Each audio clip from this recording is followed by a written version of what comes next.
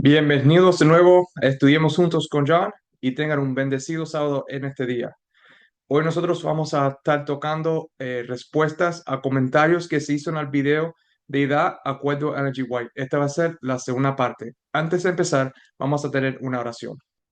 Gracias a Dios por este bendecido sábado que tú nos has dado. Te pido que estés con nosotros durante este estudio.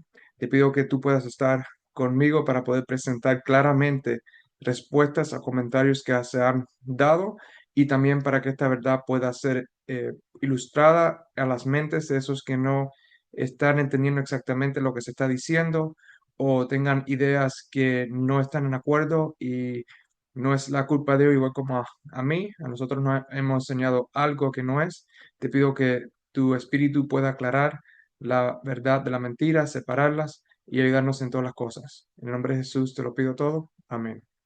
Hoy voy a hacer, como dije antes de la oración, un segundo video a comentarios que fueron hechos al video de Edad Acuerdo de Energy White. Esta va a ser la segunda parte a esos comentarios. Hay una persona ahí que me hizo tres comentarios que estaban muy buenos, en contra, pero bien buenos los comentarios, que yo quiero dedicarle un video en particular para responder. Pero este video no va a ser hoy. En este video, yo quiero terminar de contestar a la mayoría de los que me faltan. Pudiera ser que algunos de mis comentarios aquí toquen o dejen un mejor entendimiento a cosas que estén en esos tres comentarios y también ayuda a entender mejor ciertas ideas que no vean de lo que quise decir en el primer video sobre el Energy White y la deidad. Si no ven que le he hecho un comentario específico a su comentario, eso no significa que no lo haya leído o que lo estoy ignorando.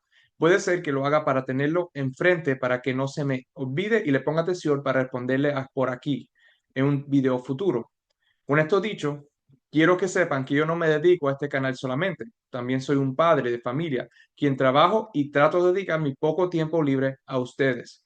Tenga paciencia si no ven que les respondo. También, si parece demorarse un video de respuesta, estas cosas, recuerden, toman más tiempo de lo que yo quisiera. Vamos a empezar hoy con este comentario que está aquí, ya que lo encontré interesante porque hace comentarios sobre el arianismo y el santuario. Esto entonces nos lleva a los próximos comentarios. Como me gustaría hacer, primero vamos a hacer la Biblia y después comentarios de Energy White. El comentario dice lo siguiente: buena exposición, pero erróneo. La doctrina de la deidad no es suyo, no es de la Iglesia Católica, sino del arianismo. Arianismo que trajo división en la Iglesia primitiva y también en nuestros tiempos. La doctrina de la deidad, o compuesto por tres personas, surge del santuario por símbolos y Apocalipsis, capítulo 1, 4 y 5. Está donde está la presencia de la deidad y cuántos lo integran. Gracias por darse cuenta del trabajo primeramente que hice para poder traerle la exposición, y yo aprecio eso mucho. Primera cosa que me gustaría apuntar, el cual estoy en acuerdo. La doctrina de la deidad no es mía.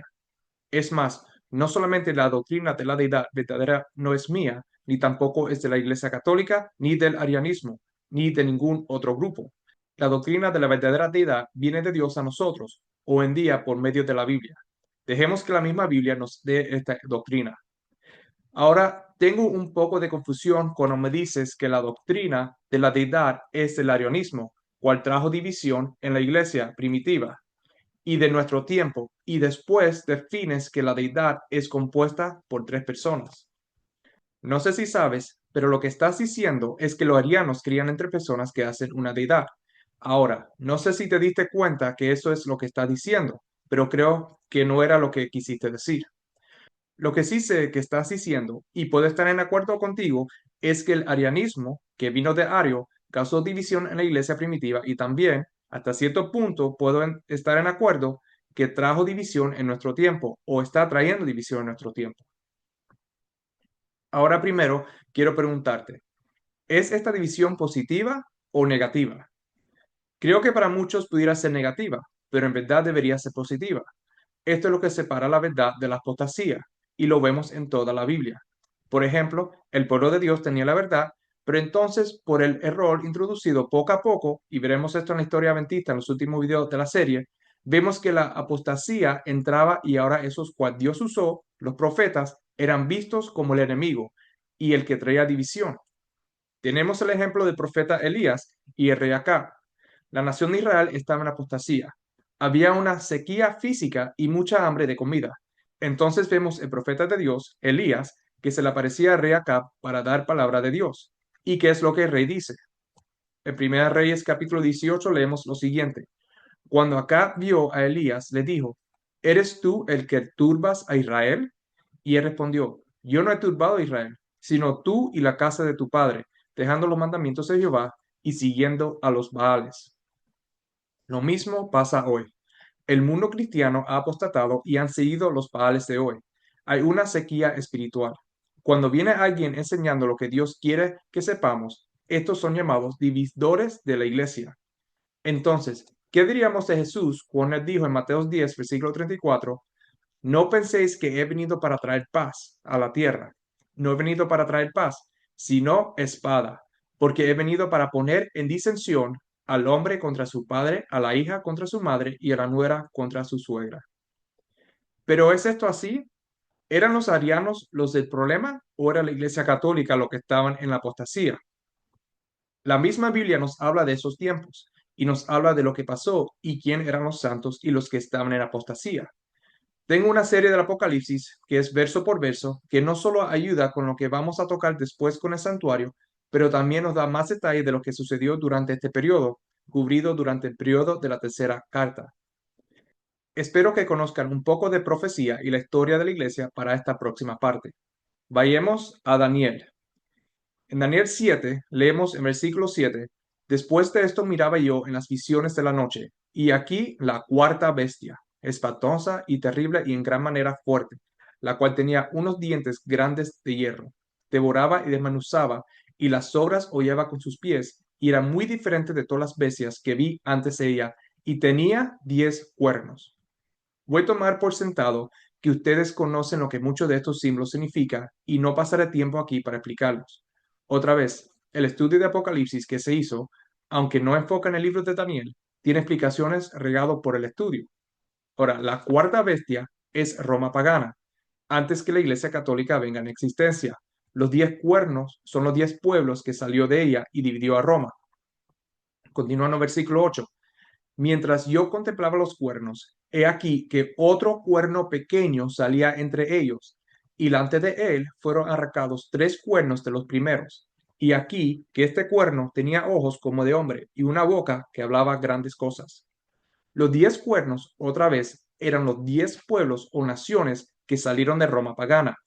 El cuerno pequeño sale de entre estos 10 cuernos y es diferente a los otros cuernos. Sabemos que este cuerno viene a ser el poder del papado. El papado es la cabeza de la Iglesia Católica. Fue la Iglesia Católica que recibió su poder y autoridad de Roma pagana, y ahora Roma se convierte a Roma papal. Esto lo vemos también en Apocalipsis capítulo 13, versículo 1 hasta el 2. Me paré sobre la arena del mar y vi subir del mar una bestia que tenía 7 cabezas y 10 cuernos, y en sus cuernos 10 diademas, y sobre sus cabezas un nombre blasfemo. Y la bestia que vi era semejante a un leopardo, y sus pies como de oso, y su boca como boca de león. Y el dragón le dio su poder y su trono y grande autoridad. Roma pagana le da su poder y grande autoridad al papado. Roma pagana para de existir y ahora se convierte a Roma papal. Sé que para muchos la idea por general puede estar en acuerdo, pero los detalles no tanto. Está bien. Solo entiendan que así es como entienden los pioneros adventistas y también Ellen G. White. Pero el punto que estoy haciendo, cual creo que estamos en acuerdo, es que el cuerno pequeño es el papado o la Iglesia Católica que sale de Roma. Ahora, vamos a ver que hay 3 cuernos que son arrancados de las raíces, como nos dicen en otras traducciones. ¿Por qué usted cree que fueron arrancados o destruidos? La historia nos dice que las 10 naciones se dividieron en 2 grupos. 7 de ellos se unieron con el papado y los otros 3 a la creencia ariana. En este estudio no estamos aquí para discutir si los arianos creían que Jesús era creado o no. Mi entendimiento es que ellos no creían que Jesús fue creado, pero sí engendrado del Padre en un tiempo atrás.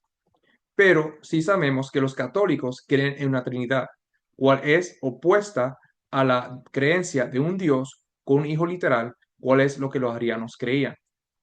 Esto eran las dos doctrinas en competencia en ese tiempo, antes que la Iglesia Católica recibiera su poder de Roma. Para que el papado pudiera ejercer su poder sobre toda Roma, esta posición tenía que ser quitada. Entonces, como leímos, otro cuerno pequeño salía de entre ellos y delante de él fueron arrancados 3 cuernos de los primeros. Sigamos con lo que dice la Biblia, con lo que pasó y su propia interpretación. Daniel 7, versículo 20. Asimismo, acerca de los 10 cuernos que tenía en su cabeza y del otro que le había salido, delante del cual habían caído 3. Y este mismo cuerno tenía ojos y boca que hablaba grandes cosas, y parecía más grande que sus compañeros. Como ya leímos en el versículo 8, este cuerno tenía una gran boca que hablaba grandes cosas. Veremos en unos versículos después que estas grandes cosas eran en contra del Dios Altísimo y no en favor. Muchos ya sabemos los versículos en el Nuevo Testamento donde habla más sobre este cuerno, el sistema del papado, la cabeza de la Iglesia Católica, y aquí no la mencionaré ahora. Con lo que sabemos y con lo que hemos leído, el Papa ha hablado en toda la historia cosas en contra de Dios. Y ahora, ¿cómo fue que este pequeño cuerno, que parecía más grande que sus compañeros, aunque era más pequeño, vino a recibir el poder y autoridad de Roma? Para esos que no saben, y en el estudio de Apocalipsis voy más en detalle, después que Constantino aparece convertirse al cristianismo, él decidió hacer un concilio para reunir a todos los cristianos bajo una iglesia. Sabemos que de ahí empezó los concilios, cual el primero tomó lugar en el año 325. Una de las cosas que se discutió ahí fue sobre la doctrina de Dios. Estaban poniendo fundamentos sobre Dios, el Padre, Jesús y el Espíritu Santo. De ahí fue cuando la doctrina trinitaria empezó a formarse y se formalizó completamente al final del siglo IV, a la Trinidad que la Iglesia Católica tiene hoy, cual muchas de las iglesias toman sus creencias sobre esa doctrina. ¿Quién ustedes creen que se apareció en ese primer concilio? Fue Arios. ¿Y qué fue la creencia divisiva que él trajo? Era lo que muchos han venido a entender como el arianismo. Esta creencia era en contra de la Trinidad. Por esta razón, cuando todos tomaron su lugar después de mucho tiempo, tenemos a los 7 cuernos bajo la bandera de un Dios trinitario y los 3 cuernos que se oponían y eran una posición en contra, cuales eran conocidos como arianos. Hubo guerras hasta que los 7 cuernos, bajo el control del cuerno pequeño, destruyó por completo a los 3 cuernos arianos. Sigamos leyendo lo que continúa diciendo en el libro de Daniel, capítulo 7, ahora versículo 21. Y veía yo que este cuerno hacía guerra contra los santos y los vencía. El papado hizo guerra contra los santos y lo vencía. Esta guerra no empezó cuando los 1260 años sucedieron solamente. Esta guerra empezó desde el momento que ellos quisieron eliminar los arianos y continuó durante los 1260 años, que también tenían teología antitrinitaria, como cubro en más detalles en el estudio de Apocalipsis y hasta hoy en día. Aunque la guerra no se ve igual como en esos tiempos, por la fuerza física, la guerra continúa por atrás de las cortinas. Solamente habían 2 grupos durante el tiempo en cual estamos cubriendo. Estos dos son los arianos y los del papado. Versículo 24. Y los 10 cuernos significan que de aquel reino se levantará 10 reyes, y tras ellos se levantará otro, el cual será diferente de los primeros, y a 3 reyes derivará y hablará palabras contra el Altísimo, y a los santos del Altísimo quebrantará, y pensará en cambiar los tiempos y la ley, y serán entregados en su mano hasta tiempo y tiempos y medio tiempo. Estos son los últimos versículos de Daniel que vamos a cubrir. El papado derribó a 3 reyes, o reinos cuales eran arianos, con el poder que se le dio para controlar los otros 7 reinados que eran trinitarios. Y las cosas grandes que habló eran cosas contra Dios mismo. El papado quebrantó a los santos y termina después diciendo que los santos serían entregados por 1260 años. Veamos ahora Apocalipsis capítulo 13, empezando en el versículo 5. También se le dio boca que hablaba grandes cosas y blasfemias, y se le dio autoridad para actuar 42 meses. Y abrió su boca en blasfemia contra Dios para blasfemar de su nombre, de su tabernáculo y de los que moran en el cielo. Y se le permitió hacer guerra contra los santos y vencerlos.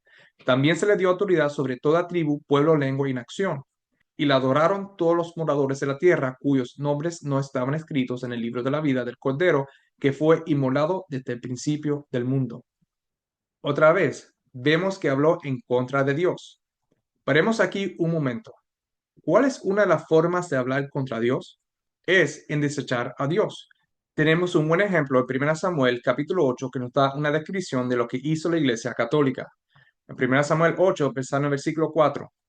Entonces todos los ancianos de Israel se juntaron y vinieron a Rama para ver a Samuel y le dijeron, He aquí, tú has envejecido y tus hijos no andan en tus caminos. Por tanto, constitúyenos ahora un rey que nos juzgue como tienen todas las naciones. Pero no agradó a Samuel esta palabra que dijeron, Danos un rey que nos juzgue.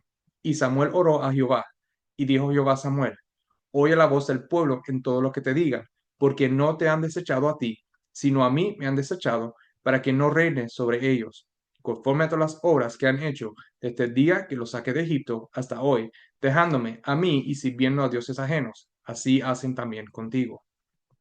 Esto es exactamente lo que pasó con la Iglesia Católica bajo el papado. Pusieron a un hombre como rey y sirven a dioses ajenos. El cuerno pequeño habló grandes cosas contra el Dios Altísimo y hizo guerra contra los santos de Dios que no adoran al mismo Dios trino del papado. Regresando al comentario. Buena exposición, pero erróneo. La doctrina de la deidad no es suyo, no es de la Iglesia Católica, sino del arianismo. Arianismo que trajo división en la iglesia primitiva y también en nuestro tiempo. La doctrina de la deidad, o compuesto por tres personas, surge del santuario por símbolos y Apocalipsis. Capítulo 1, 4 y 5 está la presencia de la deidad y cuántos lo integran. Me dices que la doctrina de la deidad es compuesta por tres y lo podemos ver por los símbolos que se presentan en el santuario y también en Apocalipsis capítulo 1, versículo 4 al 5. Tengo un video titulado Conceptos básicos del santuario, que es una traducción al santuario que toca un poquito sobre este tema para quien los quieran ver. Verán ahí que no hay tres personas en todo el santuario. Pero veamos Apocalipsis para ver qué es lo que nos dice cuántos hay en el santuario. Apocalipsis es perfecto en este tema porque el escenario, la fundación de Apocalipsis es el santuario. El Apocalipsis, especialmente estos tres capítulos que él mencionó, nos da una buena comprensión de quién está y no está en el santuario verdadero de Dios que está en los cielos.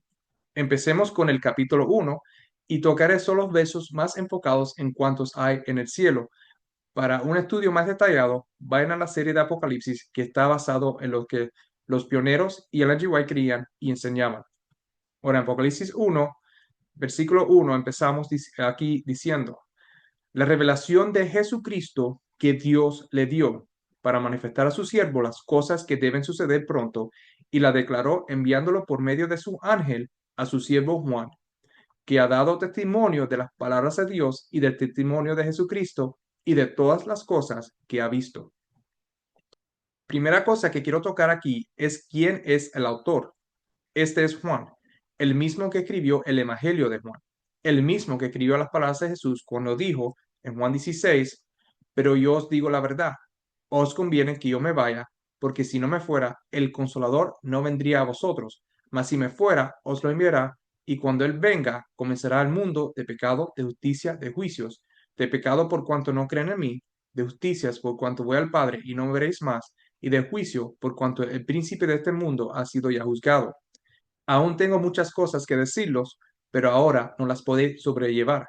Pero cuando venga el Espíritu de verdad, Él os guiará a toda la verdad, porque no hablará por su propia cuenta, sino que hablará todo lo que oye, y os haré saber las cosas que habrán de venir. Y como sé que todavía muchos creen que el Consolador, el Espíritu de la verdad, siendo Jesús la verdad, es otro Dios o parte de un Dios trino, esto pienso cubrirlo más en otro video más específico a este tema. Pero si han visto el video principal, por cual estoy aquí haciendo este, deberían saber que es el Espíritu de Cristo, que es la persona de Cristo, que se está hablando aquí y no otro. Por eso Jesús dijo en el mismo capítulo, unos versos después, grabado por el mismo Juan, que escribió Apocalipsis, versículo 25, estas cosas os he hablado en alegorías. La hora viene cuando ya no os hablaré por alegorías, sino que claramente os anunciaré acerca del Padre. Todas las cosas que Jesús habló sobre el Consolador han sido en alegorías. igual como cuando Jesús habló sobre el Hijo del Hombre viniendo en las nubes, refiriéndose a él mismo en la tercera persona. Por esto el Espíritu Santo es la tercera persona, gramáticamente, y la forma que Jesús habló es de sí mismo. Esto lo tocaremos más adelante. El mismo Jesús dijo que llegará el tiempo que no hablará más en alegorías, pero claramente él mismo nos anunciará acerca del Padre. Y esto lo vemos regresando a Apocalipsis 1, en el primer versículo. La revelación de Jesucristo que Dios le dio para manifestar a su siervo las cosas que deben suceder pronto y la declaró enviándola por medio de su ángel a su siervo Juan. Jesús le reveló las cosas que Dios le dio para revelar a Juan por medio de su ángel. Estamos viendo lo que está en el cielo. Primero está Dios, que le da a Jesús la revelación para darnos. Jesús entonces nos da esa revelación por medio de su ángel, el ángel a Juan, y no hay otro llamado el Espíritu Santo. Es directamente de Dios a Jesús, a su ángel, a Juan. Continuamos, segundo versículo. Hablando de Juan, que ha dado testimonio de la palabra de Dios y de testimonio de Jesucristo y de todas las cosas que ha visto. Vemos que Juan da testimonio de tres cosas. Una es de la palabra de Dios. Segundo es el testimonio de Jesús. Y finalmente el testimonio de todo lo que él vio. Hasta ahora no vemos aquí una tercera persona. Sigamos. Versículo 4. Juan a las 7 iglesias que están en Asia. Gracia y paz a vosotros, del que es y que era y que ha de venir, y de los 7 espíritus que están delante de su trono, y de Jesucristo, el testigo fiel, el primogénito de los muertos y el soberano de los reyes de la tierra, al que nos amó y nos lavó de nuestros pecados con su sangre, y nos hizo reyes y sacerdotes para Dios, que es su Padre. A él sea gloria e imperio por los siglos de los siglos. Amén. La salutación viene de uno que está sentado en un trono, que es y que era y que ha de venir. También viene de los 7 espíritus que están delante del que está sentado en su trono. Estos son 7 ángeles, como veremos en un momento. Por final, tenemos a Jesucristo, que nos hizo reyes y sacerdotes para Dios, quien es el Padre de Jesucristo. Las 3 personas de nuevo es Dios, quien es el que está sentado en el trono y es el Dios, en el cuento de Apocalipsis capítulo 3, versículo 12, y Padre de Jesús. Están los 7 ángeles que están delante del trono de Dios y tenemos a Jesucristo. Continuamos en el versículo 12. Y me volví para ver la voz que hablaba conmigo, y vuelto, vi 7 candeleros de oro, y en medio de los 7 candeleros, a uno semejante al Hijo del Hombre, vestido de una ropa que llegaba hasta los pies, y ceñido por el pecho con un cinto de oro.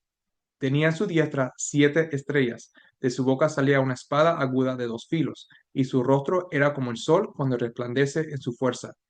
El misterio de las 7 estrellas que has visto en mi diestra y de los 7 candeleros de oro, las 7 estrellas son los ángeles de las 7 iglesias, y los 7 candeleros que has visto son las 7 iglesias. Cuando nosotros vemos a Jesús de nuevo, lo vemos en medio de 7 candeleros que representan las 7 edades de las iglesias. A la diestra de Jesús habían 7 estrellas que representan a 7 ángeles que están con la iglesia. Lo que quiero que vean y enfoquen, y lo verán más claro después, es que los 7 ángeles estaban en la diestra de Jesús, y Jesús es el que está ministrando en las iglesias y no otro, y los ángeles son simbolizados como estrellas aquí. Entonces, si vamos a las cartas a la iglesia, capítulo 2 y 3, vemos que Jesús ministra a estas iglesias por medio de los 7 ángeles de las 7 iglesias. Por ejemplo, en Apocalipsis capítulo 2 vemos lo siguiente, primer versículo y séptimo. Escribe al ángel de la iglesia en Éfeso, el que tiene las 7 estrellas en su diestra, el que anda en medio de los 7 candeleros de oro, dice esto.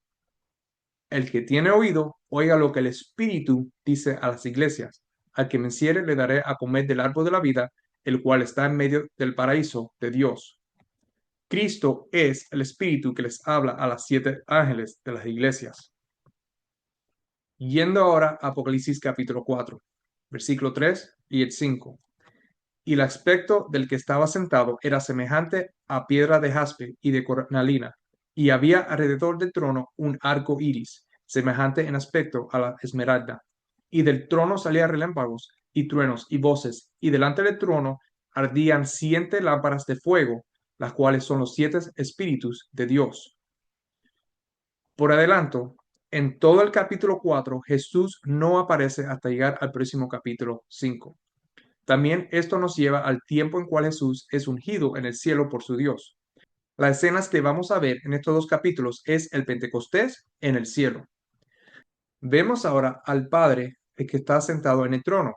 Adelante del trono están 7 lámparas de fuego, cual el primer capítulo lo llamó los 7 espíritus de Dios y las 7 estrellas de Jesús. Son uno y lo mismo y lo veremos a continuación.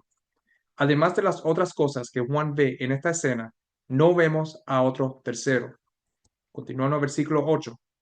Y los 4 seres vivientes tenían cada uno 6 alas, y alrededor y por dentro estaban llenos de ojos, y no cesaban día y noche de decir, Santo, Santo, Santo es el Señor Dios Todopoderoso, el que era, el que es y el que ha de venir. Y siempre que aquellos seres vivientes dan gloria y honra y acción de gracias al que está sentado en el trono, al que vive por los siglos de los siglos. Estos versículos que estamos leyendo aquí son necesarios porque muchos toman lo que dicen los 4 seres vivientes y le dan su propia interpretación. Los 4 seres vivientes no cesan de decir Santo, Santo, Santo al uno que está sentado en el trono. Vemos hasta ahora que este solamente es el Padre que está sentado en el trono. Él es santo 3 veces, porque como Juan escribió en su descripción, el Padre es santo ayer, hoy y mañana, el que era, el que es y el que ha de venir. Dios el Padre es santo en todo el tiempo y es el único aquí sentado en el trono. Él es el que llaman el Señor Dios Todopoderoso, un título que solo el Padre tiene. Más nadie está sentado ahí en todo lo que hemos visto hasta ahora. Brincamos a Apocalipsis capítulo 5. Ahora vemos a Jesús llegar a la escena en el cual él no estaba antes. Versículo 6. Y miré, y vi que en medio del trono y de los 4 seres vivientes, y en medio de los ancianos, estaba en pie un cordero como inmolado, que tenía 7 cuernos y 7 ojos, los cuales son los 7 espíritus de Dios enviados por toda la tierra. ¿Qué vemos de nuevo? Vemos al que está en el trono, Dios, vemos al cordero, Jesús, y vimos que Jesús tenía los 7 cuernos y 7 ojos, que son los 7 espíritus de Dios enviados por toda la tierra. ¿Qué era lo que estaba delante del trono de Dios que vimos hasta ahora? 7 espíritus, que son los 7 ángeles a la diestra de Jesús, que son los 7 espíritus de Dios enviados por toda la tierra. Aquí vemos en los siguientes versículos a Dios dándole el libro sellado con 7 sellos y los 7 espíritus de Dios siendo enviados a la tierra. Este es el ungimiento de Jesús, la aceptación de Dios de Jesús como sacrificio perfecto y el derramamiento del Espíritu Santo a la tierra por medio de los ángeles. Otra vez, sé que pudiera haber un poco de confusión con algunos y cubriré esto en más detalle en un futuro. El punto que quiero que vean es que los únicos 2 seres divinos que vemos es al Padre y a su Hijo. No quiero que crean que yo digo que los ángeles son el Espíritu Santo. Esto no es lo que yo digo. Los ángeles es uno de los medios por cual el Espíritu Santo viene a nosotros. El punto principal es que el Espíritu Santo no es otra persona, es el Espíritu de Dios, igual como tu espíritu es el espíritu tuyo y no otra persona. Y aquí está el ungimiento de Jesús en el Pentecostés. Después que Jesús ascienda a su Padre, leemos en Hebreos 1, empezando en versículo 7. Ciertamente de los ángeles dice, el que hace a sus ángeles espíritus y a sus ministros llama de fuego. Mas del Hijo dice, tu trono, oh Dios, por el siglo del siglo, cetro de equidad, es el cetro de tu reino. Has amado la justicia y aborrecido la maldad, por lo cual te ungió Dios, el Dios tuyo, con oleo de alegría más que a tus compañeros. Salmos nos da una descripción de ese evento en el ejemplo de Aarón, cuando fue ungido como sumo sacerdote. Esto se encuentra en Salmo 133. Mirar cuán bueno y cuán delicioso es habitar los hermanos juntos en armonía. Es como el buen oleo sobre la cabeza, el cual desciende sobre la barba de Aarón, y baja hasta el borde de sus vestiduras, como el rocío de Hermón, que desciende sobre los montes de Sión, porque allí envía Jehová bendición y vida eterna. Cuando Aarón fue ungido, el aceite que representa el Espíritu Santo, no una persona, pero el Espíritu de Dios, lo empapó completo. empezó en la cabeza y descendió todo hasta abajo, hasta que corre y cae del borde de sus vestiduras. El versículo 3 nos dice que el Espíritu Santo, simbolizado por el aceite, desciende sobre su pueblo. El Espíritu Santo mandado es bendición enviada para Jehová a nosotros. Es vida eterna. Estas son las cosas que sucedieron en el cielo en el día de Pentecostés. En la tierra veremos lo siguiente. En Hechos capítulo 2, empezando en el versículo 2. Cuando llegó el día de Pentecostés, estaban todos unánimes juntos, y de repente vino del cielo un estruendo como de un viento recio que soplaba, el cual llenó toda la casa donde estaban sentados, y se le aparecieron lenguas repartidas como de fuego, asentándose sobre cada uno de ellos. Y fueron todos llenos del Espíritu Santo, y comenzaron a hablar en otras lenguas, según el Espíritu les daba que hablase. Los ángeles, hechos espíritus en forma de llama de fuego, acuerdo a Hebreos capítulo 1, versículo 7, bajaron y llenaron los que estaban en la casa con el Espíritu de Cristo. Me acabo de recordar del estudio de Ezequiel que hice donde vemos cuando el cielo se acerca, todos estos eventos como estruendo y viento, etcétera, sucediendo. Como Jesús le había dicho una vez antes, en Juan capítulo 20, versículo 21 y 22. Entonces Jesús le dijo otra vez, paz a vosotros, como me envió el Padre, así también yo os envío. Y habiendo dicho esto, sopló y les dijo, recibir el Espíritu Santo. Antes de regresar al cielo, Jesús le había soplado, dado de su aliento, y le dio el soplo de su vida, llamado el Espíritu Santo. Y en el Pentecostés recibieron el cumplimiento completo de lo que Jesús les prometió. Dios había mandado a su Hijo de nuevo en una nueva forma. Dios le mandó el Espíritu de su Hijo en el día del Pentecostés. Gálatas capítulo 4, versículo 4 y hasta el 6.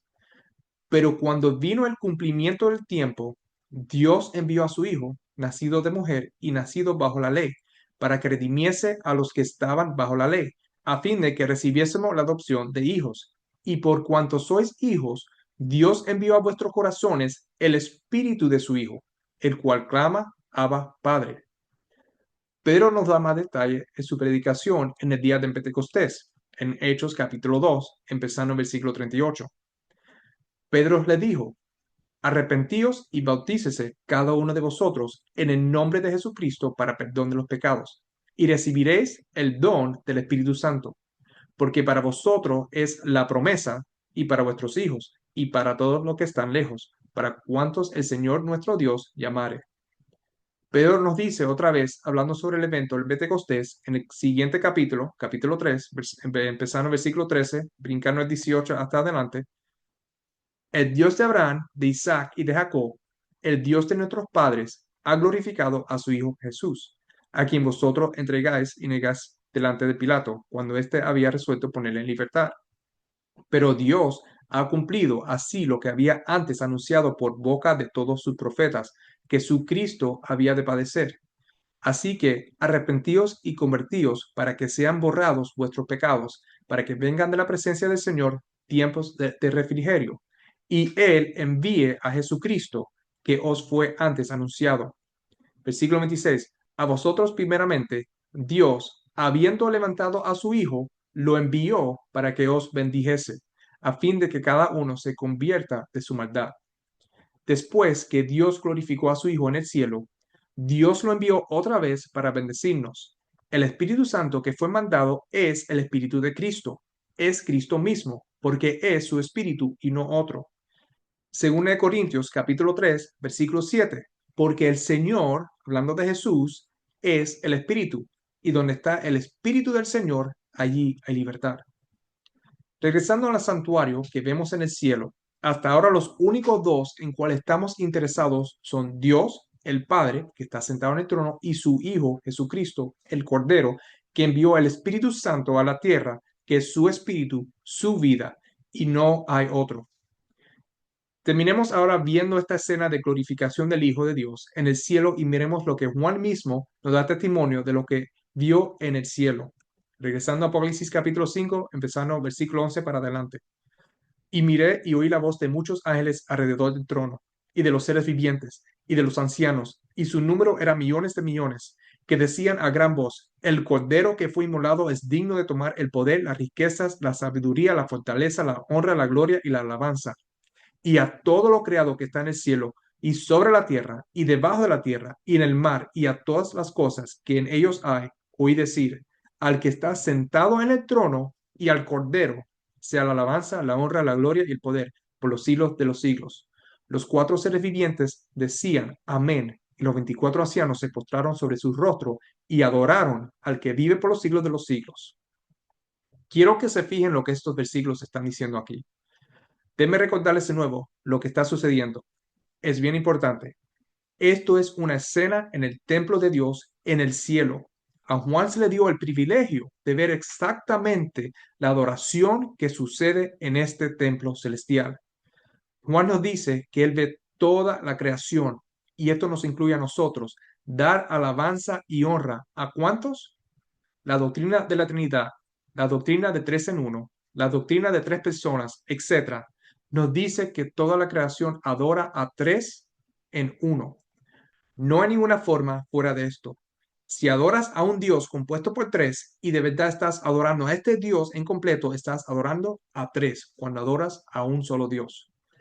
Pero esto no es lo que Juan vio. Juan vio a uno en el trono, Dios el Padre, y al Cordero. Toda la creación alabó solamente al que estaba sentado en el trono y al Cordero. Solamente se le dio alabanza a dos y no a tres. Y ahora termina con algo muy particular. Los 24 ancianos se postraron y adoraron al que vive por los siglos de los siglos, a Dios el Padre. Hay una alabanza dada a dos y adoración al Padre, el único que vive por los siglos de los siglos. Ahora, alguna persona puede decir que también se le puede decir esto a Jesús, pero recuerde que el mismo Jesús nos dijo en Apocalipsis capítulo 2, versículo 8, y escribe al ángel de la iglesia en Esmina, el primero y postrero, el que estuvo muerto y vivió, dice esto. Sea como lo quieran ver, el punto que no se puede interpretar de otra manera es que toda la creación dio alabanzas a dos y no a tres. Cuando vemos el santuario y acabamos de ver el verdadero que está en el cielo, vimos que solamente está Dios, el Padre, sentado en el trono, y Jesús, el Cordero, el Hijo de Dios.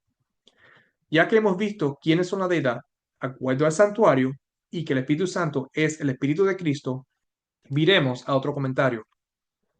Mi hermano, porque tiene que leer deseado de toda la gente, que dice que la tercera persona de la divinidad o deidad es la tercera persona, es el Espíritu Santo. Explíquelo entonces todo lo que creemos en tres personas. De la duda estaremos perdidos porque nos bautizamos en los tres personas, en el Padre, el Hijo y el Espíritu Santo, porque Biblia dice blasfemar o hablar mal del Espíritu Santo no tiene perdón en este siglo o el venidero.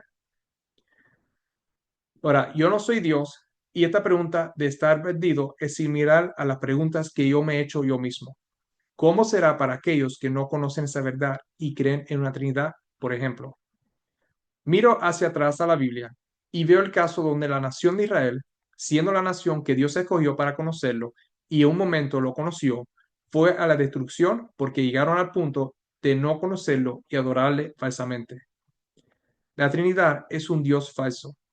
¿Destruirá Dios a los cristianos que adoran a la Trinidad? No sé ni puedo buscar esa pregunta. Lo que sí sé es que Israel fue destruido y otras naciones también. Ahora, hay cierto alivio en la siguiente cita de Leonard White en Patriarcas y Profetas 35.1.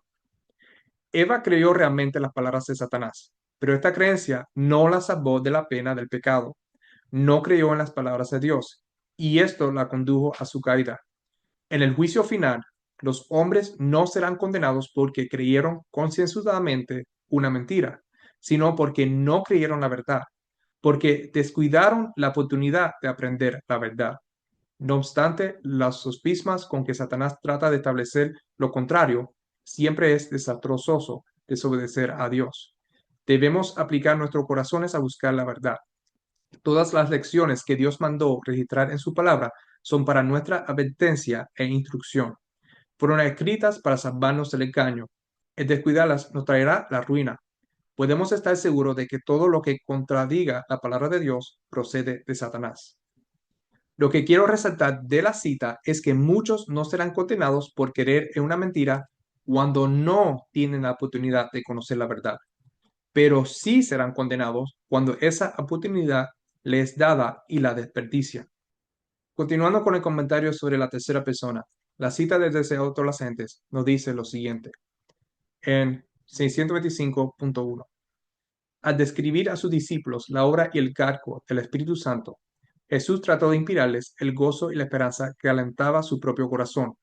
Se regocijaba por la ayuda abundante que había provisto para su iglesia. El Espíritu Santo era el más elevado de todos los dones que podía solicitar de su Padre para la exaltación de su pueblo. El Espíritu iba a ser dado como agente regenerador, y sin esto el sacrificio de Cristo habría sido inútil.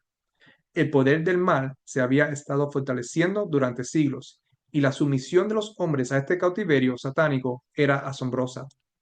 El pecado podía ser resistido y vencido únicamente por la poderosa intervención de la tercera persona de la divinidad, que iba a venir no con energía modificada, sino en la plenitud del poder divino. El Espíritu es el que hace eficaz lo que ha sido realizado por el Redentor del mundo. Por el Espíritu es purificado el corazón. Por el Espíritu llega a ser el creyente partícipe de la naturaleza divina. Cristo ha dado su Espíritu como poder divino para vencer todas las tendencias hacia el mal, hereditarias y cultivadas, y para grabar su propio carácter en su iglesia. Esta es la cita completa. Una cosa que yo mismo hago y sugiero a todos que hagan lo mismo es que, por favor, lean todo el contexto que rodea el versículo o la cita, especialmente cuando no conocen en sí lo que cree el autor de lo que está escrito. Analicemos la cita completa. Primeramente, vemos que Jesús se regocijaba para la ayuda que le iba a dar a su iglesia, que es el Espíritu Santo. Este Espíritu Santo que Jesús nos iba a dar es el don, no una persona, pero un don más elevado de todos que podía solicitar de su Padre. En otras palabras, Jesús le estaba pidiendo a su Padre que le diera algo para darnos a nosotros.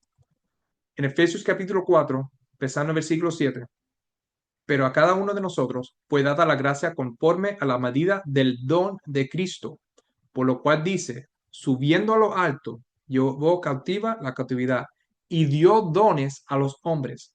¿Y eso de que subió? ¿Qué es sino que también había descendido primero a las partes más bajas de la tierra? El que descendió es el mismo que también subió por encima de todos los cielos para llenarlo todo. Y él mismo constituyó a unos apóstoles, a otros profetas, a otros evangelistas, a otros pastores y maestros, a fin de perfeccionar a los santos para la obra del ministerio, para la edificación del cuerpo de Cristo. Cuando Cristo subió a lo alto, Él le prometió a los discípulos que le iba a mandar el Espíritu Santo. Vemos que es Jesús el que dio los dones a los hombres por medio del don más grande, que es el Espíritu Santo. Fue Cristo mismo que constituyó a unos apóstoles, a otros profetas, a otros evangelistas, a otros pastores y maestros. Esto fue por medio del Espíritu Santo. Los dones que se recibió por medio del Espíritu se ven aquí. Primera Corintios, capítulo 2, empezando en versículo 4 para abajo. Ahora bien, hay diversidad de dones, pero el Espíritu es el mismo. Y hay diversidad de ministerios, pero el Señor es el mismo. Y hay diversidad de operaciones, pero Dios, que hace todas las cosas en todos, es el mismo. Pero a cada uno le es dada la manifestación del Espíritu para provecho, porque a este es dada por el Espíritu palabra de sabiduría, a otro palabra de ciencia según el mismo Espíritu, a otro fe por el mismo Espíritu, y a otro dones de sanidades por el mismo Espíritu, a otro el hacer milagros, a otro profecía, a otro discernimiento de espíritus, a otro diversos géneros de lenguas y a otro interpretación de lenguas. Pero todas estas cosas las hacen uno y el mismo Espíritu, repartiendo a cada uno en particular como él quiere.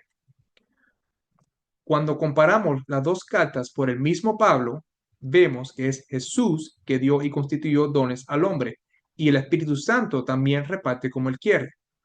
¿Cómo es que podemos reconciliar esta idea si creemos que hay tres personas y el Espíritu Santo es otra persona?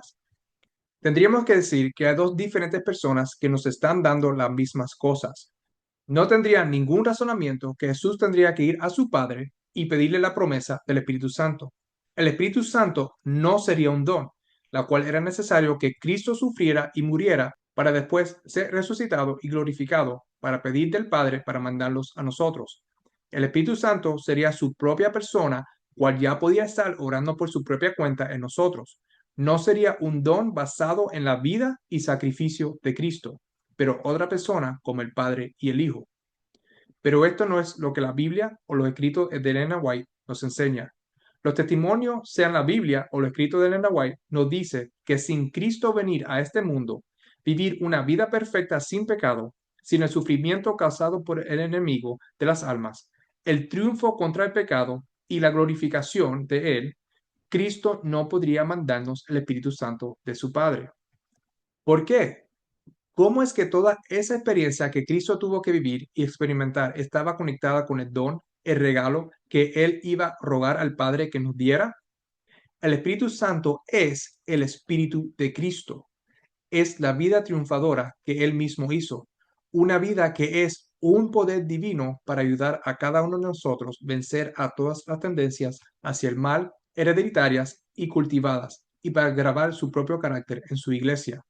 Solamente Cristo y nadie más sabe lo que es ser humano y vivir una vida humana. Es el único consolador cualificado para ayudarnos en todo. Él nos ha dado su espíritu para que podamos ser participantes de la naturaleza divina. El Espíritu Santo, la vida de Jesús en el creyente, es el agente regenerador que nos regenera con el poder para resistir el pecado como Jesús lo hizo. El Espíritu Santo es la tercera persona de la divinidad que iba a venir no con energía modificada, sino en la plenitud del poder divino, enviado del cielo a todos los hijos de Dios. En Romanos 8, versículo 15, leemos lo siguiente: pues no habéis recibido el espíritu de esclavitud para estar otra vez en temor, sino que habéis recibido el espíritu de adopción por el cual clamamos, Abba, Padre. Y como leímos en Gálatas 4:6, y por cuanto sois hijos, Dios envió a vuestros corazones el espíritu de su Hijo, el cual clama, Abba, Padre. La tercera persona de la deidad es el Espíritu de Cristo. Es la tercera persona gramáticamente y no es otro. ¿Cómo entonces armonizamos los versículos que leímos? El Espíritu Santo es el Espíritu de Cristo. ¿Cuál es Cristo? Cristo, por medio de su Espíritu, es el que nos da estos dones a cada uno que lo recibe. Ahora, veamos la cita de nuevo, la última oración.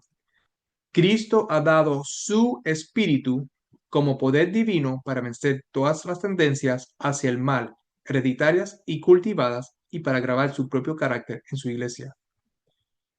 El Espíritu Santo es el Espíritu de Cristo. Cristo tuvo que venir a esta tierra, vivir una vida perfecta, triunfar contra las tentaciones, triunfar contra el pecado, triunfar contra Satanás, morir en la cruz y sellar esta vida perfecta que él vivió. Y entonces él va al Padre para pedirle por el Espíritu Santo su vida perfecta, su espíritu, y enviarlo a su iglesia. Si nada de esto hecho, el Espíritu Santo no podía venir.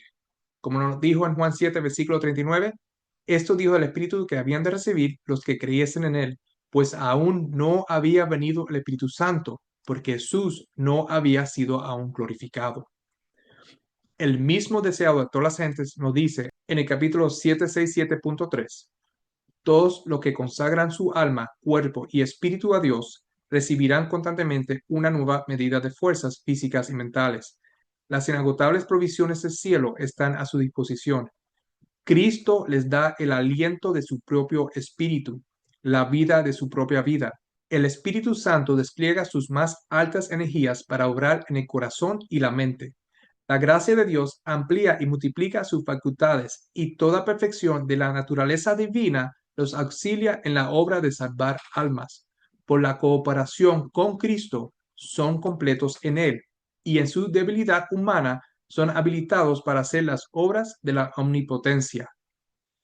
Entonces, vemos que el Espíritu Santo es el propio Espíritu de Cristo, es la vida de su propia vida. Es esta vida triunfadora que sabe lo que es ser tentado y triunfar, que vino no con energía modificada, pero en la plenitud del poder divino. Es la naturaleza divina de Cristo en nosotros que pueden triunfar contra el pecado. Cuando tenemos el Espíritu Santo, el Espíritu de Cristo, tenemos a Cristo en nosotros y a cooperar con Cristo, somos completos en Él. Y así es como somos habilitados para hacer las obras de la omnipotencia. Leemos de nuevo la cita del comentario con este entendimiento dado a nosotros el mismo libro de donde salió la cita. Regresando al capítulo 625.1, a describir a sus discípulos la obra y el cargo del Espíritu Santo, Jesús trató de inspirarles el gozo y la esperanza que alentaba su propio corazón. Se regocijaba por la ayuda abundante que había provisto para su iglesia. El Espíritu Santo era el más elevado de todos los dones que podía solicitar de su Padre para la aceptación de su pueblo. El Espíritu iba a ser dado como agente regenerador, y sin esto, el sacrificio de Cristo habría sido inútil. El poder del mal se había estado fortaleciendo durante siglos, y la sumisión de los hombres a este cautiverio satánico era asombrosa. El pecado podía ser resistido y vencido únicamente por la poderosa intervención de la tercera persona de la divinidad, que iba a venir no con energía modificada, sino en la plenitud del poder divino. El Espíritu Santo es el que hace eficaz lo que ha sido realizado por el Redentor del mundo. Por el Espíritu es purificado el corazón. Por el Espíritu llega a ser el creyente partícipe de la naturaleza divina. Cristo ha dado su Espíritu como poder divino para vencer todas las tendencias hacia el mal, hereditarias y cultivadas, y para grabar su propio carácter en su iglesia. El Espíritu Santo graba el carácter de Jesús en su iglesia porque es el Espíritu, la vida de Cristo. Es el único que pudo triunfar contra el pecado. ¿Por qué entonces es llamado la tercera persona de la divinidad? Porque es la tercera persona gramáticamente. En todos los escritos de Elena White, nunca van a leer la primera o segunda persona. En este caso, la primera persona gramáticamente es Cristo mismo y la tercera persona gramáticamente es el Espíritu Santo, pero se está hablando del mismo ser divino, Jesucristo. Para aclararle un poco, para esos que no entienden lo que estoy diciendo, Jesús mismo usó la tercera persona gramáticamente varias veces cuando hablaba de él mismo. Por ejemplo, en Mateo 8, versículo 20, Jesús le dijo, las zorras tienen guaridas y las aves del cielo nidos, mas el Hijo del Hombre no tiene donde recostar su cabeza. Mateo 9, 6, pues para que sepáis que el Hijo del Hombre tiene potestad en la tierra para perdonar pecados, dice entonces el paralítico, levántate, toma tu cama y vete a tu casa.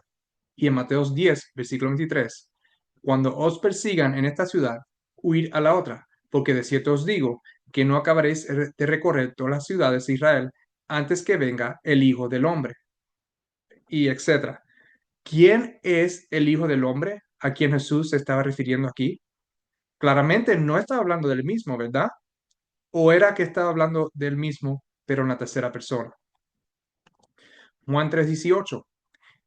El que en él cree no es condenado, pero el que no cree ya ha sido condenado porque no ha creído en el nombre del unigénito Hijo de Dios. Y Juan 11:4. Oyéndolo Jesús, dijo, esta enfermedad no es para muerte, sino para la gloria de Dios, para que el Hijo de Dios sea glorificado por ella. Cuando Jesús habló del Hijo de Dios, ¿a quién se refería? Sabemos que él hablaba en tercera persona refiriéndose a sí mismo. En ambos casos, él se estaba refiriéndose a sí mismo dependiendo el contexto. Como el Hijo del Hombre, él se conectaba con la humanidad. Como el Hijo de Dios, él se conectaba a la divinidad. En ambos casos, él hablaba en la tercera persona, refiriéndose a su oficio. ¿Y qué del Espíritu Santo? ¿Se refirió Jesús a sí mismo en la tercera persona? Ya hemos visto de la Biblia y Elena White de cómo otros lo conectan con el Espíritu Santo. Aquí está de los labios de Jesús. Quiero que recuerden que Jesús le habló en alegorías o parábolas, empezando en Juan 14 hasta 16. En Juan 16 nos dice, versículo 25, estas cosas os he hablado en alegorías. La hora viene cuando ya no os hablaré por alegorías, sino que claramente os anunciaré acerca del Padre. Ahora vayamos donde Jesús empieza a hablar en alegorías. Vamos a Juan 14, versículo 6. Jesús le dijo, yo soy el camino y la verdad y la vida. Nadie viene al Padre sino por mí. Versículo 15 y siguiente. Si me améis, guardad mis mandamientos. Y yo rogaré al Padre y os dará otro consolador, para que esté con vosotros para siempre, el Espíritu de verdad, al cual el mundo no puede recibir porque no lo ve ni le conoce, pero vosotros le conocéis porque mora con vosotros y estará en vosotros. Primeramente, para no perder lo que estamos viendo, Jesús dijo que Él era la verdad, pero después dice que rogará al Padre que le dé este otro consolador, el Espíritu de la verdad. Jesús es la verdad y va a venir el Espíritu de la verdad. También, el mundo no puede recibir este Espíritu porque no le ven ni le conocen. A diferencia, los discípulos sí conocen a este consolador porque está morando ahora mismo con ellos, pero en un futuro, después que Jesús vaya al cielo, sea ungido por el Padre y reciba el don para su iglesia, estará morando en ellos. Para la persona que me dijo que cuando Elena White dice que el Espíritu Santo en toda la plenitud de la deidad no significa que es adentro de la plenitud, aquí hay una definición bíblica que es exactamente lo que significa adentro. También esta cita en el inglés, el lenguaje original, la palabra en significa adentro. Antes de continuar, vayamos a lo que Jesús dijo del Espíritu Santo que iba por venir. Regresando a Juan 7, versículo 37 adelante, en el último y gran día de la fiesta, Jesús se puso en pie y alzó la voz diciendo, si alguno tiene sed, venga a mí y beba. El que cree en mí, como dice la Escritura, de su interior correrán ríos de agua viva. Esto dijo del Espíritu que habían de recibir los que creyesen en él, pues aún no había venido el Espíritu Santo, porque Jesús no había sido aún glorificado. Quiero que noten algo muy importante aquí. Jesús dijo que el que cree en él, como dice la Escritura, no como dice el hombre, del interior, no afuera, correrán ríos de agua viva. Aquí Juan, el que escribió las palabras sobre el Consolador, nos dice que Jesús estaba hablando sobre el Espíritu Santo. En otras palabras, los que creen en Jesús, como las Escrituras dicen de él, ellos recibirán el Espíritu Santo. Pero ahora viene el problema. Una contradicción podríamos decir si no entendemos qué y quién es el Espíritu Santo. Juan dice que el Espíritu Santo no había venido, pero Jesús nos dice en el capítulo 14 que en ese momento estaba morando con ellos. ¿Cómo puede ser esto? ¿Quién era el que estaba morando con ellos en ese momento? Piénselo y después vemos la respuesta. Entonces, ¿por qué es que el Espíritu Santo no había venido todavía? Juan nos dice, porque Jesús todavía no había sido glorificado. Esta glorificación vino en el día de la crucificación y después otra vez en el Pentecostés. Un día de esto hablaré más sobre la glorificación. La venida del Espíritu Santo estaba conectado con la glorificación de Cristo. Esta glorificación tomó lugar después de la cruz, pero Jesús en Juan 14 dice que el Espíritu Santo estaba allí con ellos en ese momento morando al lado de ellos. Continuemos y dejemos que Jesús mismo nos diga la respuesta sobre quién es este que está morando ahí. Regresamos a Juan 14, versículo 18. No os dejaré huérfanos, vendré a vosotros. ¿Quién dijo Jesús que iba a venir? ¿Otro llamado Dios, el Espíritu Santo? No, Jesús mismo iba a venir. El Consolador es el Espíritu de verdad, el Espíritu de Jesús. Después de la glorificación, Jesús iba a mandar su Espíritu para que esté en nosotros. Jesús en ese momento estaba morando con ellos, pero después estaría morando en ellos por medio de su Espíritu, su vida. Continúa en el versículo 19. Todavía un poco y el mundo no me verás más, pero vosotros me veréis, porque yo vivo, vosotros también viviréis. Ahora, compara ese versículo con el versículo 17 que leímos. El Espíritu de verdad, al cual el mundo no puede recibir, porque no le ve ni le conoce, pero vosotros le conocéis, porque mora con vosotros y estará en vosotros. Después que Jesús le dice que él mismo va a venir en ellos, les dice que es a él que el mundo no puede ver, pero ellos sí lo podrán ver. Continúa en el versículo 20. En aquel día vosotros conoceréis que yo estoy en mi Padre y vosotros en mí, y yo en vosotros. El que tiene mis mandamientos y los guarda, ese es que me ama. Y el que me ama será amado por mi Padre, y yo lo amaré y me manifestaré a él. Refiriéndose al Consolador que estará en ellos, Cristo le dice que es él mismo en ellos. Miren a esta pregunta que le hacen a Jesús. Miren ver si los discípulos entendían bien la alegoría que muchos hoy en día no entienden. Versículo 22. Le dijo Judas, no el Iscariote, Señor, ¿cómo es que te manifestarás a nosotros y no al mundo? ¿Creen que Judas estaba confundido de lo que Jesús decía? ¿Estaba preguntando a Judas por otro consolador o entendía que Jesús estaba refiriéndose a sí mismo en la tercera persona como él acostumbraba a hacer? Versículo 23. Respondió Jesús y le dijo, el que me ama, mi palabra guardará, y mi Padre le amará, y vendremos a él y haremos morada con él. ¿Quién es el que iba a morar en ellos? Como Jesús dijo en el principio, el Padre y Jesús, no otro, iban a morar en ellos. Hablaré sobre esto en otro estudio más profundo, pero no pierdan el punto. El punto es que el Espíritu Santo, la tercera persona de la deidad, no es una tercera persona literal, pero gramáticamente. Es el Espíritu de Jesús. Elena White lo pone de esta manera, cual tiene mucho peso hoy en día. Que Cristo se manifestara a ellos y sin embargo sería invisible al mundo, era un misterio para los discípulos. No podían entender las palabras de Cristo en su sentido espiritual. Estaban pensando en la manifestación exterior, visible. No podían entender el hecho de que ellos pudieran tener la presencia de Cristo con ellos y que no obstante fuera invisible al mundo. No entendían el significado de una manifestación espiritual. Y esto está en Reflejemos a Jesús 121.1. En Deseado de todas las gentes, otra vez, 623.3. Los discípulos no comprendían todavía las palabras de Cristo en su sentido espiritual, y él volvió a explicarles su significado. Por el Espíritu, dijo, se manifestaría a ellos. El Consolador, el Espíritu Santo, el cual el Padre enviará en mi nombre, él os enseñará todas las cosas. Ya no diréis, no puedo comprender. Ya no veréis oscuramente como por un espejo. Podréis comprender con todos los santos cuál sea la anchura y la longura y la profundidad y la altura y conocer con el amor de Cristo que excede a todo conocimiento. Tristemente, es lo mismo que pasa hoy en la mayoría. No entienden las palabras de Cristo en su sentido espiritual. Ella dice también en Carta 119, escrita en 1895, y esto lo tradují del inglés al español. Enredado con la humanidad, Cristo no podía estar en cada lugar personalmente. Por lo tanto, fue para su beneficio que Él los dejara fuera su Padre y enviara al Espíritu Santo para que fuera su asesor en la tierra. El Espíritu Santo es Él mismo, despojado de la personalidad de la humanidad e independiente de ella. Él se presentaría a sí mismo como presente en todos los lugares por su Espíritu Santo, como el omnipresente.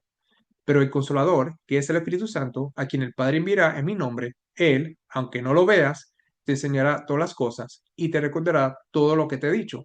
Sin embargo, os digo la verdad, os conviene que me vaya, porque si no me voy, el Consolador no vendrá a vosotros, pero si me voy, os lo enviará. El Espíritu Santo es Él mismo, es Jesús mismo, pero sin el componente de la personalidad de la humanidad. Recuerden que Cristo, antes de tomar en sí la humanidad, era divino como el Padre y no estaba enredado o atrapado, si se puede entender lo que quiero decir, en un cuerpo humano. Ahora, después de ser glorificado, podría mandar su propio espíritu, la vida de su vida, a nosotros y morar en nosotros. Otra vez, el mismo deseo de todas las gentes nos dice en página 745.3, el Espíritu Santo es el aliento de la vida espiritual. El impactamiento del Espíritu es el impactamiento de la vida de Cristo.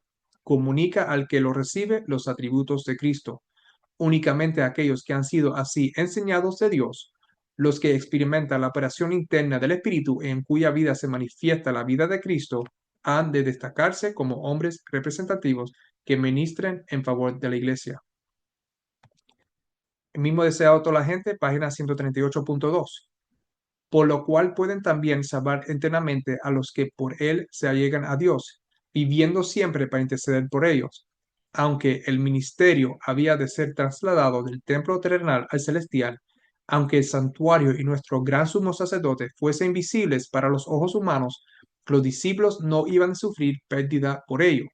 No sufrirán interrupción en su comunión, ni disminución de poder por causa de la ausencia del Salvador. Mientras Jesús ministra en el santuario celestial, es siempre por su espíritu el ministro de la iglesia en la tierra. está oculto a la vista, pero se cumple la promesa que hiciera al partir. He aquí, yo estoy con vosotros todos los días, hasta el fin del mundo. Aunque delega su poder a ministros inferiores, su presencia vivificadora está todavía con su iglesia. Espero que le pudiera contestar a usted y mucho más lo que Elena White quiso decir cuando habló sobre la tercera persona de la deidad. Unas palabras que usó apenas unas cuantas veces en todo lo que ella escribió sobre el Espíritu Santo. Lo último que me falta por contestarle es lo siguiente, la última parte. Nos bautizamos en las tres personas, en el Padre, el Hijo y el Espíritu Santo, porque Biblia dice blasfemar o hablar mal del Espíritu Santo no tiene perdón en este siglo o el venidero.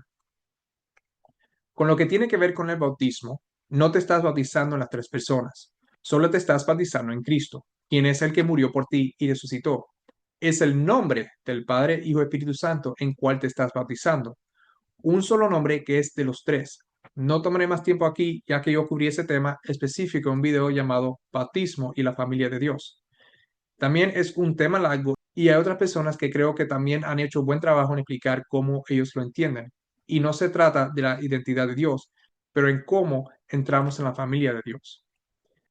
Blasfemar o hablar mal del Espíritu Santo no es blasfemar o hablar mal de Dios. El mismo Jesús dijo que puedes blasfemar contra Él porque puedes pedir perdón, pero el Espíritu Santo no. El Espíritu Santo no es otra persona o ser. Imagínate, Dios siendo una Trinidad puede blasfemar a dos partes de Dios, pero no una tercera parte. Esto no tiene sentido. Si blasfemas a una persona, blasfemas a las tres, porque las tres son un Dios. También si adoras a Dios, estás adorando a tres, y uno de esos tres, como espero que hayas visto, no es otra persona en verdad. Entonces, ¿a quién estás adorando? Además del Padre y el Hijo, y esa adoración lo haré para otro video. Ahora, regresando a la pregunta, blasfemar contra el Espíritu Santo es atribuirle el poder de Dios a Satanás. Vemos aquí Mateo 12, versículo 22 para adelante. Entonces fue traído a él un endemoniado, ciego y mudo, y le sanó, de tal manera que el ciego y mudo veía y hablaba. Y toda la gente estaba atonida, y decía, ¿será este aquel hijo de David? Mas los fariseos, a oírlo, decían, este no echa fuera a los demonios, sino por Belzebú, príncipe de los demonios. Versículo 27. Y si yo echo fuera a los demonios por Belzebú, dice Jesús, ¿por quién los echan vuestros hijos? Por tanto, ellos serán vuestros jueces. Pero si yo, por el Espíritu de Dios, echo fuera a los demonios, ciertamente ha llegado a vosotros el reino de Dios. Versículo 31. Por tanto os digo, todo pecado y blasfemia será perdonado a los hombres, mas la blasfemia contra el Espíritu no le será perdonado. A cualquiera que dijera alguna palabra contra el Hijo del Hombre, le será perdonado, pero el que habla contra el Espíritu Santo no le será perdonado, ni en este siglo, ni en venidero. Ahora vemos aquí Marcos 3, versículo 28 para adelante, y Lucas 11, versículo 14 para adelante. En Marcos 3, 28, de cierto os digo que todos los pecados serán perdonados a los hijos de los hombres, y las blasfemias, cualquiera que sean, pero cualquiera que blasfema contra el Espíritu Santo no tiene jamás perdón, sino que es reo de juicio eterno, porque ellos habían dicho, tiene espíritu inmundo. Lucas 11 lo pone de esta forma, empezando en el versículo 14. Estaba Jesús echando fuera un demonio que era mudo, y aconteció que salido el demonio, el mudo habló, y la gente se maravilló. Pero algunos de ellos decían, por Belzebú, príncipe de los demonios, echa fuera los demonios. Versículo 19. Pues si yo echo fuera los demonios por Belzebú, vuestros hijos, ¿por quién los echa? Por tanto, ellos serán vuestros jueces. Mas si por el dedo de Dios echo yo fuera los demonios, ciertamente el reino de Dios ha llegado a vosotros. La blasfemia del Espíritu Santo tiene que ver con atribuirle el poder de Dios a Satanás. Decir que el Espíritu Santo es un espíritu inmundo. Lucas graba el Espíritu Santo como el dedo de Dios, que nos dice que el Espíritu Santo no es un Dios, sino el dedo de Dios o su poder. La otra razón por qué es blasfemia es porque es por medio del Espíritu Santo que Dios se comunica con nosotros. Es su Espíritu. Es también la vida eterna, la vida de Jesús, la naturaleza divina. Si nosotros rechazamos esa influencia en nuestras vidas, Dios no tiene más recursos para salvarnos. En Consejos para la Iglesia, capítulo 144.3, nos dice Elena White, ¿en qué consiste el pecado contra el Espíritu Santo? En atribuir voluntariamente a Satanás la obra del Espíritu Santo. y también en manuscritos 30, 1890, el pecado de blasfemia contra el Espíritu Santo no radica en ninguna palabra o acción repentina. Es la resistencia firme y determinada de la verdad y la evidencia. Ahora cambiando, yendo a Juan 16, como leímos, versículos 7 hasta el 11. Pero yo os digo la verdad, os conviene que yo me vaya, porque si no me fuera, el Consolador no vendría a vosotros, mas si me fuera, os lo enviaré, y cuando él venga, convencerá al mundo de pecado, de justicia y de juicio. De pecado, por cuanto no creen en mí; de justicia, por cuanto voy al Padre, y no me veréis más; y de juicio, por cuanto el príncipe de este mundo ha sido ya juzgado. Todo esto lo hace solamente uno, y este es Cristo Jesús. Por medio de su Espíritu, el mundo será convencido de pecado, de justicia y de juicio. Sobre el pecado, leemos en Hechos capítulo 10, y nos mandó que predicásemos al pueblo y testificamos que Él es el que Dios ha puesto por juez de vivos y muertos. De este dan testimonio todos los profetas, que todos los que creen en Él recibirán perdón de pecados por su nombre. De justicia, Romanos 5, versículos 8 y 9. Mas Dios muestra su amor para con nosotros en que siendo aún pecadores, Cristo murió por nosotros, pues mucho más, estando ya justificados en su sangre, por él seremos salvos de la ira. Sobre el juicio, Juan 5. Porque como el Padre tiene vida en sí mismo, así también ha dado el Hijo a tener vida en sí mismo, y también le dio autoridad de hacer juicio por cuanto es el Hijo del Hombre. Estos aquí son los versos, como vemos la conexión de Jesús, como Él comenzará al mundo de pecado, y hablando la tercera persona gramáticamente del Consolador que iba a venir. Para muchos que todavía tienen problemas entendiendo qué es el Espíritu Santo, cuál es el Espíritu de Cristo, el Espíritu Santo no es otra persona aparte de Cristo, es su propio Espíritu. Igual como nosotros tenemos nuestro propio Espíritu y no es otra persona sino nosotros mismos. Miren los siguientes versículos, cual también nos da otra definición o explicación para esa persona que me escribió un comentario que cree que yo no sé lo que es el Espíritu, para que podamos conectar todo lo que se ha visto hasta ahora. Vayamos a 1 Corintios capítulo 2, empezando en versículo 10 al siguiente. Pero Dios nos la reveló a nosotros por el Espíritu, porque el Espíritu todo lo escudriña, aún lo profundo de Dios.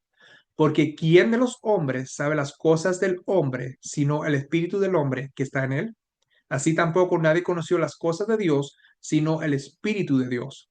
Y nosotros no hemos recibido el espíritu del mundo, sino el espíritu que proviene de Dios, para que sepamos lo que Dios nos ha concedido. Brinquemos al versículo 16. Porque ¿quién conoció la mente del Señor? ¿Quién le instruirá? Mas nosotros tenemos la mente de Cristo. Compara este último versículo con Isaías capítulo 40, versículo 13. ¿Quién enseñó al Espíritu de Jehová o le aconsejó enseñándole? Ahí vemos en esta comparación que el Espíritu de Jehová también está conectado con la mente del Señor. El Espíritu y la mente van juntos. Solo el Espíritu del hombre o la mente del hombre sabe las cosas del hombre. Así igual, solo la mente de Dios sabe las cosas de Dios. Dios nos ha mandado lo que Él quiere para nosotros por medio de su Hijo. Regresando a Juan 16, versículo 12, para adelante. Jesús dice, aún tengo muchas cosas que decirles, pero ahora no las podéis sobrellevar. Pero cuando venga el Espíritu de verdad, Él os guiará a toda la verdad, porque no hablará por su propia cuenta, sino que hablará todo lo que oyere y os hará saber las cosas que habrán de venir. Él me glorificará, porque tomará de lo mío y os lo hará saber. Todo lo que tiene el Padre es mío. Por eso dijo que tomará de lo mío y os lo hará saber. Todavía un poco y no me veréis, y de nuevo un poco y me veréis, porque yo voy al Padre. Por ejemplo, como el Espíritu tomará de Cristo y nos hará saber, y esto lo hemos cubrido cuando tocamos el santuario y Apocalipsis. Miramos aquí Apocalipsis capítulo 1, versículo 1. La revelación de Jesucristo que Dios le dio para manifestar a su siervo las cosas que deberían suceder pronto y la declaró enviándola por medio de su ángel a su siervo Juan. Porque tenemos el Espíritu de Cristo, tenemos la mente de Cristo. Porque esos que reciben la mente de Cristo, su espíritu convencerá de pecado, justicia y juicio. Blasfemar el Espíritu Santo no es negar un tercer Dios, el Espíritu Santo. El blasfemar el Espíritu Santo es la resistencia firme y determinada de la verdad y la evidencia que solamente viene a nosotros por medio del Espíritu de Cristo. Hasta aquí terminamos y sé que fue súper largo, pero espero que con estos videos, especialmente lo que tiene que ver con el Espíritu Santo, cual sé que para algunos es bien duro para comprender, ya que no han doctrinado erróneamente y por ignorancia, estos temas que cubrí pueden empezar a iluminar un poco más la luz de la verdad sobre el Espíritu Santo. Para eso es que me van a escribir. Quiero que sepan que yo no toqué todo aquí. Hay mucho más por tocar, pero créeme por ahora, lo que me han escrito y van a escribir todo tiene una explicación que cubriré poco a poco. La verdad es que muchas de las cosas que han o vayan a escribir lo cubrí exactamente en estos videos y videos más viejos que pienso ir renovando poco a poco. La cosa es que necesitan, con oración, poner al lado lo que creen que conocen y miren la evidencia como si fuera la primera vez y amonicen todo lo que ven. No solo vean unos minutos y escriban, porque como dije, la mayoría, si no todas, las preguntas o comentarios tienen respuestas claras en los videos en cuales comentaron. Vamos entonces aquí a tener una oración para terminar. Gracias a Dios por este estudio que hemos aquí terminado hoy. Gracias porque espero que este estudio ha podido contestar y dejado más claro para muchos cosas que han tenido en sus mentes confusas o que creen que digo una cosa que no es. Espero que este estudio pueda abrir las mentes, iluminarles, que ellos pudieran ver esto con la mente abierta y ver lo en sí, lo que la Biblia está diciendo, lo que Elena White escribió sobre este tema y no lo que nos han enseñado erróneamente. Y otra vez, como dije, por ignorancia en muchos casos. Te pido que otra vez por esto que mandan este video y te doy gracias por todo. En el nombre de Jesús. Amén. Bueno, gracias por estar conmigo durante esta presentación. Sé que era larga. No pienso hacer más videos a comentarios que se me han hecho directamente, como hice en la primera parte y la segunda parte. Creo que entre esos dos videos se pudo cubrir, aunque no fueran directamente para algunos, cubrir muchos de los puntos que se han hecho de una forma o la otra. Yo voy a hacer el próximo video, voy a continuar con la serie para poder terminar, pero no quiero que se preocupen. En futuros videos estaré incluyendo los comentarios en estudios futuros que voy a hacer. Tengan un bendecido sábado y feliz semana. Bye.